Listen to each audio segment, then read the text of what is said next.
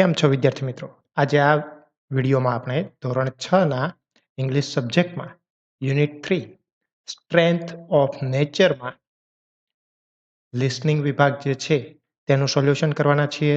તેમાં આપણે everyone is unique જે છે તો તેની એનિમેટેડ સ્ટોરી પણ જોવાના છીએ, તો વિડીયો અંત સુધી જોજો. સૌથી પહેલા મોર્નિંગ સોંગ આપેલું છે. When bird get up in the morning they always say good morning. When birds get up in the morning, this is what they say. Chirp, chirp, chirp, chirp, chirp, chirp, chirp, chirp. When birds get up in the morning, this is what they say. When dogs get up in the morning, they always say good morning. When dogs get up in the morning, this is what they say. Bow wow, bow wow, bow wow, bow wow. When dogs get up in the morning, this is what they say. હવે અહીં example આપેલું છે એ પ્રમાણે આપણે જે poem છે એ આગળ વધારવાની છે. તો કેટ્સ, તો તેનો જે સાઉન્ડ છે એ મ્યુ તરીકે ઓળખાય છે. તો when cats get up in the morning they always say good morning. When cat get up in the morning, this is what they say. Meow meow, meow meow, meow meow, meow meow. When cats get up in the morning, this is what they say. તો હવે તેવી રીતે આપણે ducks જે છે તો તેનો sound છે ક્વેક. તો તેના આધારે આપણે આગળ જોઈએ. તો when ducks get up in the morning, they always say good morning. When ducks get up in the morning, this is what they say. Quack, quack, quack, quack, quack, quack, quack, quack. When ducks get up in the morning, this is what they say. હવે crows, તો તેનો જે sound છે કાઉ તરીકે ઓળખાય છે. તો when crows get up in the morning, they always say good morning. When crows get up in the morning, this is what they say. Cow, cow, cow, cow, cow, cow, cow, cow. When crows get up in the morning, this is what they say. પહેલા આપણે story listen કરી લઈએ. તો story છે everyone is unique, દરેક વ્યક્તિ અજોડ છે. Once upon a time, there were different animals living together in a big forest. એક સમયે મોટા જંગલમાં જુદા જુદા પ્રાણીઓ સાથે રહેતા હતા. Each animal had its own unique ability. દરેક પ્રાણીઓને પોતાની અલગ જ ક્ષમતા હતી. Those abilities made them special. એ એમની આવડત છે એ એમને ખાસ બનાવતા હતા. There was a wise old banyan tree. ત્યાં એક મોટું જૂનું વડનું વૃક્ષ હતું. He watched over the forest and appreciated the uniqueness of every animal. તે બધા ઉપર દેખરેખ રાખતો અને દરેક પ્રાણીઓની અજોડ ક્ષમતા હતી એના વખાણ કરતો. One day, the animals started comparing themselves to one another. હવે એક દિવસ પ્રાણીઓ છે એ પોતાની જાતને બીજા પ્રાણીઓ સાથે સરખાવા લાગ્યા. They wished they had others' abilities too. હવે તેઓ એવી ઈચ્છા કરવા લાગ્યા કે બીજા પાસે જે ક્ષમતા છે એ પણ અમને મળી જાય. The wise old banyan tree called the animals together and shared a valuable lesson.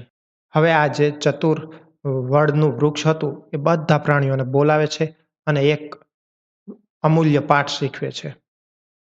He explained that each animal was unique and had something special to offer. તેણે સમજાવ્યું કે દરેક પ્રાણીઓ પાસે કંઈક અલગ જ વસ્તુ આપવા માટે છે.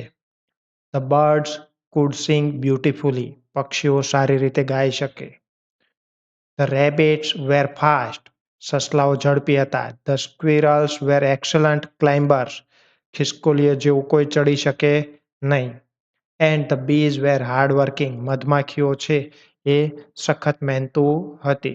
The animals realized that their differences made the forest a diverse and wonderful place. ત્યારે પ્રાણીઓને સમજાયું કે એકબીજામાં તફાવત છે એના કારણે જ જંગલ છે એ અદ્ભુત બની રહે છે.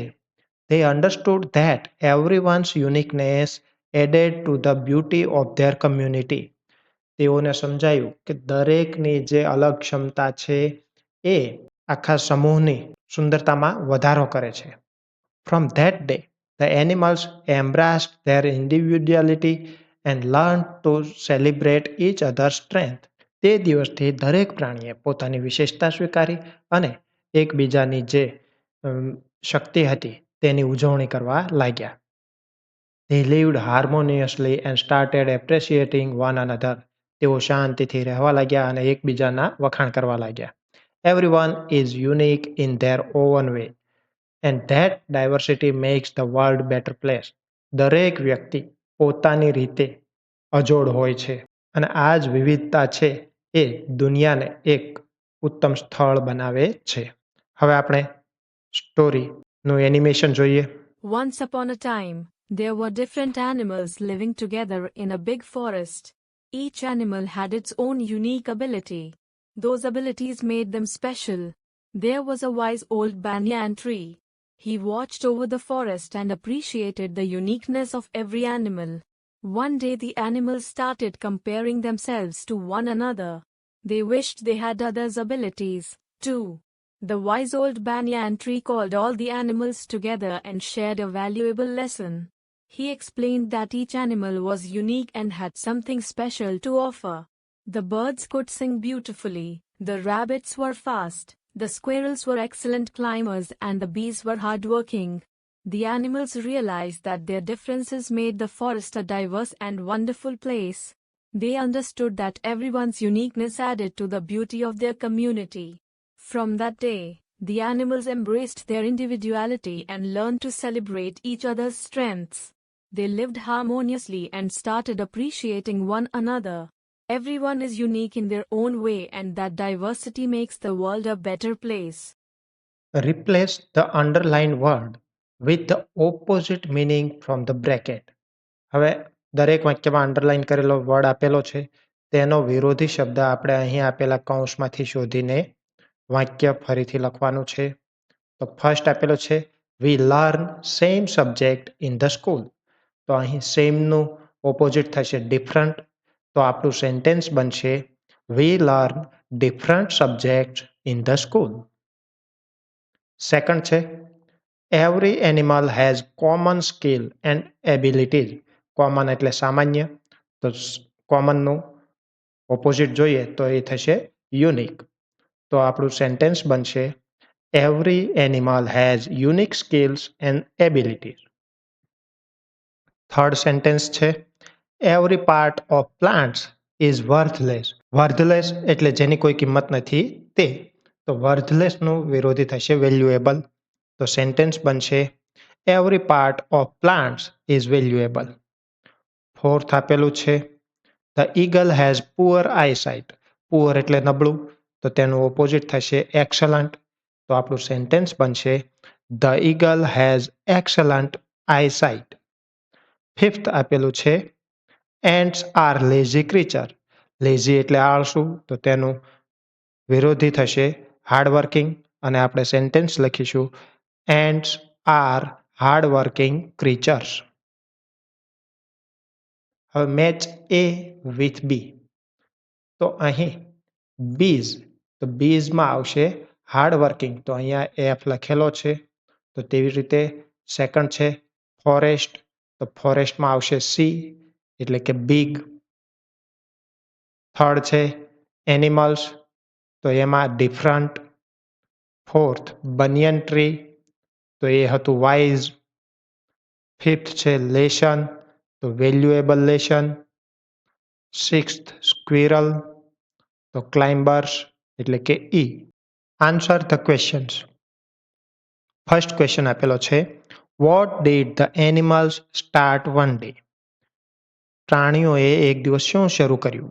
તો આપણો જવાબ થશે one day the animals started comparing themselves to one another. એક દિવસ પ્રાણીઓએ પોતાની જાતને બીજા સાથે સરખાવવાનું શરૂ કર્યું. સેકન્ડ છે what did the wise banyan tree explain to the animals. ચતુર વડના વૃક્ષે પ્રાણીઓને શું સમજાવ્યું? તો આન્સર થશે the banyan tree explain that each animal was unique and had something special to offer. Banyan ટ્રીએ એવું સમજાવ્યું કે દરેક પ્રાણી અજોડ છે, એના જેવું કોઈ નથી અને દરેક પાસે આપવા માટે કંઈક ને કંઈક ક્ષમતા છે. ત્રીજું છે are your friends unique in their abilities. તમારા મિત્રો તેની આવડતમાં અજોડ છે? તો yes, my friends are unique in their abilities. Fourth, do you compare your handwritings with your friends? Yes, I compare my handwritings to improve my handwritings. મારા લખાણને સુધારવા માટે હું બીજા સાથે સરખામણી કરું છું. Fifth, one of your friends write slowly. Would you tease him or her? તમારો કોઈ મિત્ર ધીમે ધીમે લખે છે તો તમે તમારા મિત્રને ખીજવશો? No, I will not tease my friend. ના, હું મારા મિત્રને ખીજવીશ નહીં. હવે અહીં ટેબલ આપણે કમ્પ્લીટ કરવાનું છે. અહીં good handwriting, jump high, jump long, sing better, take part in elocution competition. તો આ બાબતમાં તમારો જે મિત્ર આગળ પડતો હોય, એનામાં આવડત હોય, એનું નામ લખવાનું છે. ઉદાહરણ તરીકે મેં અહીં લખેલું છે કે ચેતન, તો એની સ્કિલ શું છે? Hand writing. પ્રતિક, તો એની સ્કિલ ને ક્વોલિટી છે સિંગ બેટર. વિશાલ, તો એની સ્કિલ અને ક્વોલિટી છે take part in the elocution competition. Hussain, તો jump long. Pravin, jump high. તો અહીં તમે તમારા મિત્રોના નામ લખીને ટેબલ કમ્પ્લીટ કરી શકો છો. અન્ય વિડીયોની અપડેટ મળતી રહે એટલા માટે ચેનલને સબસ્ક્રાઇબ કરશો. Thank you.